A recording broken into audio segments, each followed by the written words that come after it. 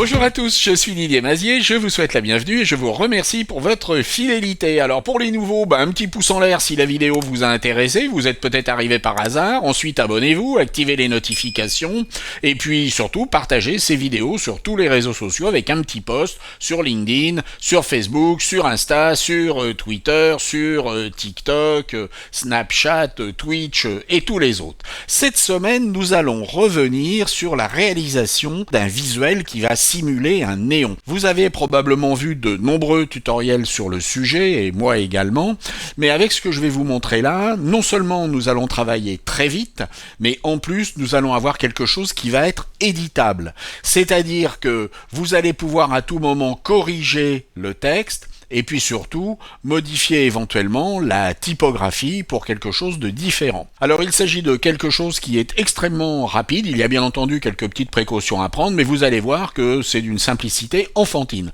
Mais encore faut-il se mettre au travail, alors allons-y. Pour commencer, sur un document avec un arrière-plan noir, j'ai créé un texte avec écrit néon dans une typo suffisamment grasse, ici du Myriad Pro en Black Semi Extend. Nous allons maintenant sur notre calque de texte, appliquer un certain nombre d'effets. Avec notre calque de texte sélectionné, nous allons dérouler le menu FX et nous allons demander un contour. Alors nous allons commencer par créer un contour qui va se trouver à l'intérieur et qui va être d'une couleur rose. Une fois que nous aurons créé ce contour, vous voyez qu'ici il a une valeur de 8 pixels, nous allons ajouter un deuxième contour. Nous allons donc cliquer sur ce bouton plus et nous allons créer un deuxième contour qui lui va se trouver être au centre.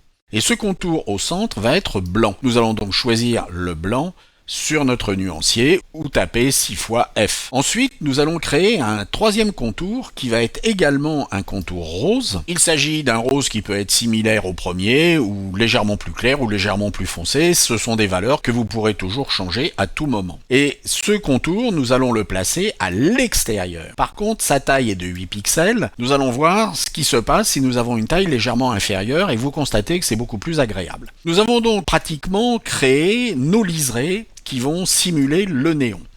Ce qu'il nous reste à faire, c'est à remplir l'intérieur de notre texte avec du noir. Pour ce faire, dans les options de fusion, nous allons demander à ce que l'opacité du fond soit nulle. Il ne nous reste qu'à ajouter une lueur interne et une lueur externe. Commençons par notre lueur externe. Nous allons pouvoir jouer sur son opacité, nous allons pouvoir jouer bien entendu sur la couleur, le grossi, la taille, etc. Une fois que notre lueur externe aura été faite, nous allons placer une lueur interne avec un rose qui va être un petit peu plus foncé parce que nous voulons qu'elle soit estompée. Et globalement, nous avons réussi notre effet néon. Alors ce qui est intéressant, c'est que l'on peut maintenant à tout moment reprendre l'outil de texte et aller changer par exemple une lettre, voire la totalité de notre texte. Ce qui est également intéressant, on va sélectionner la totalité de ce texte, nous allons appuyer sur Commande H pour masquer la sélection, et vous voyez qu'on va pouvoir changer les typographies. On peut par exemple aller sur cette typographie qui est tout à fait différente